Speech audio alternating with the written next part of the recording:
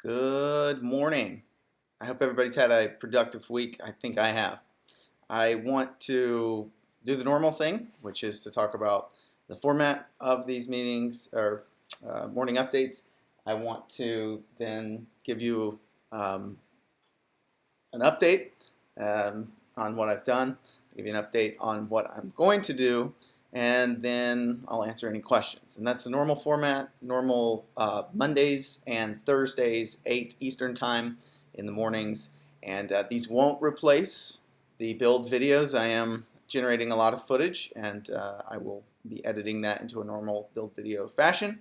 But in the meantime, I'm focused on trying to get the machine built, and that way I can move this project along more rapidly. The primary benefit of these morning updates is for me to stay accountable to you all to make sure this stuff gets done in a reasonable amount of time. Now, so talking about what all have been up. Talking about what all I have been up to. Monday. I did machine the shaper vise, and I guess you guys can't see that. So let me, oh yeah, that's good. Machine the shaper vise. Now this is a part that bolts onto the work table, and it holds other pieces. You can see right now I've got the spindle head mounted in there, and I've done some machining on that. But Monday worked on that. Also 3D printed this enclosure. This is a pendant for the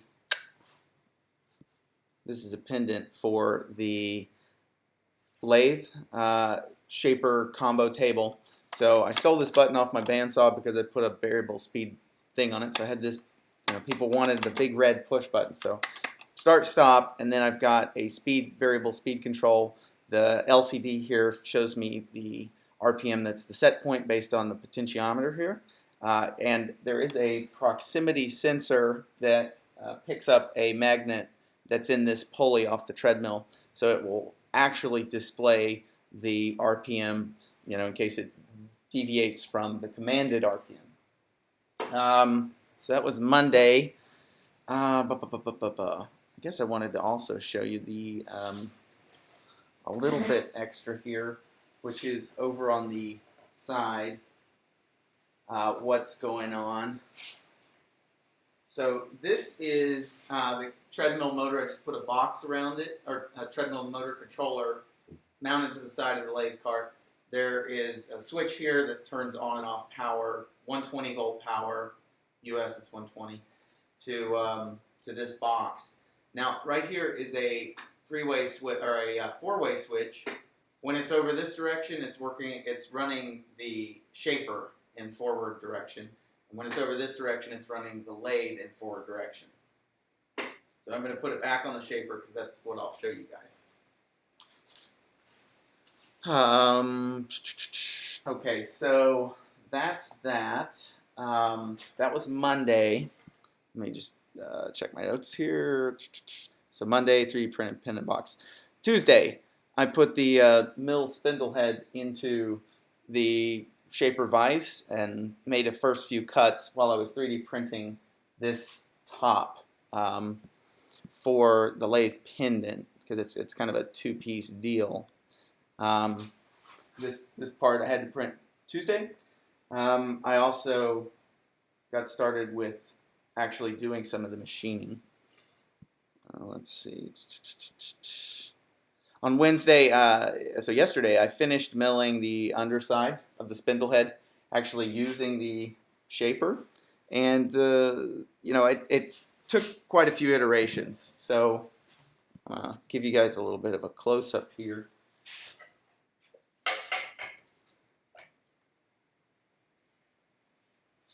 So this is what we're talking about.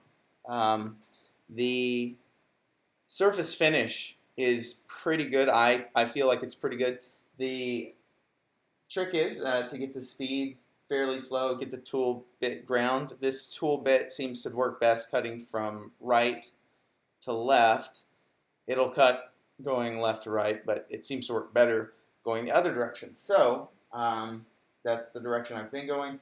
I put in a piece of cold rolled steel into here. I use the graduated. I use these graduations to move the cutter down 230 thousandths of an inch, which is about 200 or about 5 thousandths of an inch lower than the thickness of the 6 millimeter cold rolled steel that I'll be using for the vertical ways, and that got me from the top surface down to the bottom surface. Now, when I put the actual stock in there, it's pretty close, but I was, not able to slip 1.5 thousandth shim stock under there, so it seems to be a little bit lower right in the middle than it does at either end, but maybe only by 0.5 thousandth or so. The surface finish is very smooth. I do not think I'm going to scrape this. This machine seems purpose-built to do these box slides that are all over the mill, or all over the mill. So I'm really happy that I have a shaper at my disposal to make machining these parts a little bit easier. So I guess let me just kind of show you guys the operation with the pendant here. I felt like that might make an interesting kind of live demo. Switch the power on. I don't know if you can see, yeah, you can see that. So right now I've got it set at 285 RPMs, and that's roughly that intermediate spindle. Cut it down to about 150.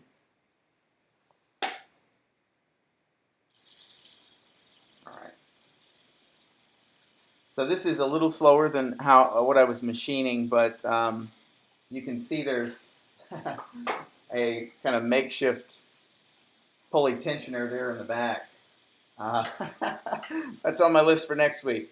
I've just got a big piece of scrap steel clamped into a couple pieces of wood with a pulley up top, and that, I did all this machining up top.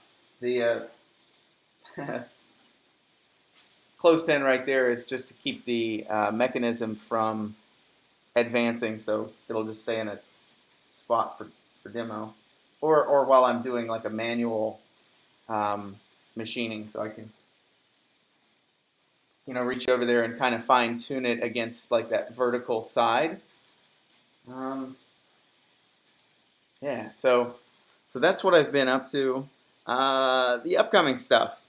So right after I get this live kind of done, packing up stuff, heading to Atlanta for WorkbenchCon. So I'll give you guys a little bit of an update Monday about the conference, how it went. My wife's actually speaking. She's doing a talk on funnels and things. So it'll be nice to hang out with other online content creators. And, if you're in the area and want to hang out,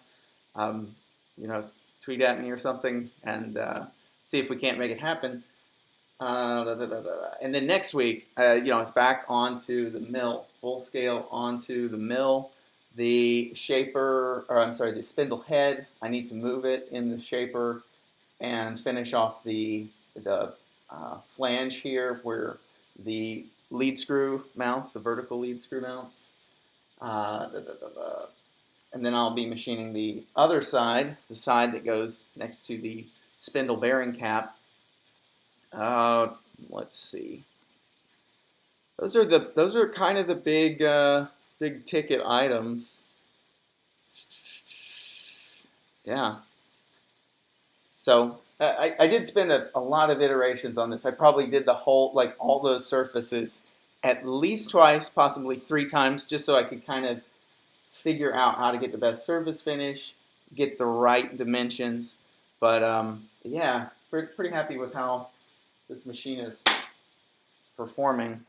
I did have one other thing. I guess let me just check the chat there, see if we've got Paul Jackman. Why am I not in Atlanta? Because I'm coming later.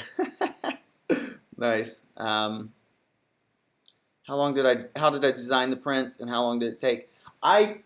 Because of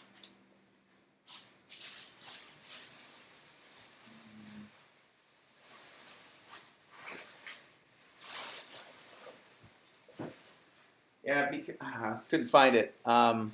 Because of how long because of how detailed these little recesses, there's actually a potentiometer here that sticks out the side to adjust the contrast.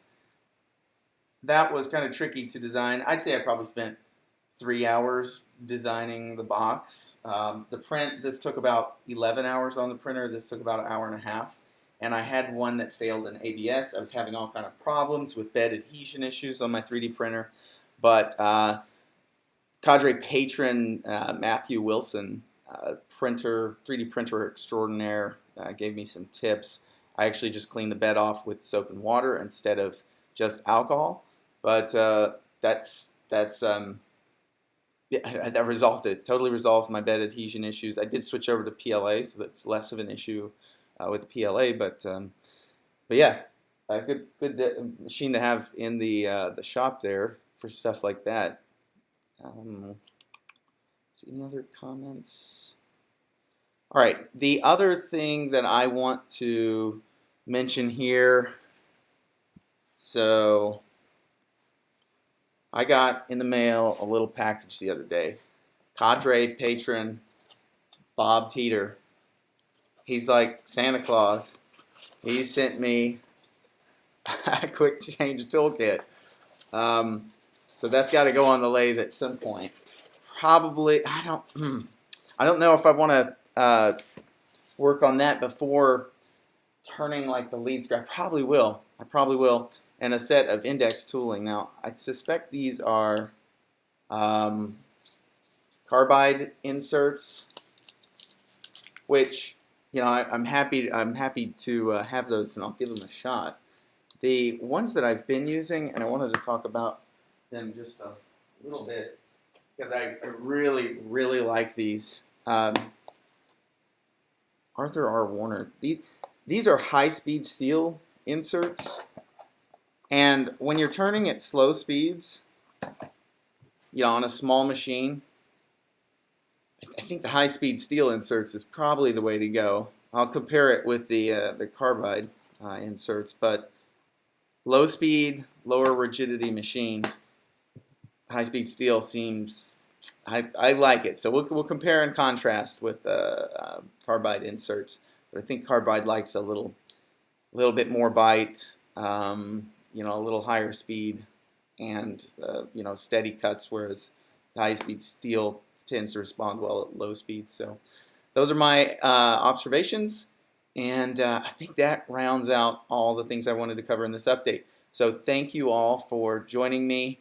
Looking forward to WorkbenchCon, but also looking forward to getting back in the shop next week and making some more progress on the mill. Thanks, everybody. Have a great weekend.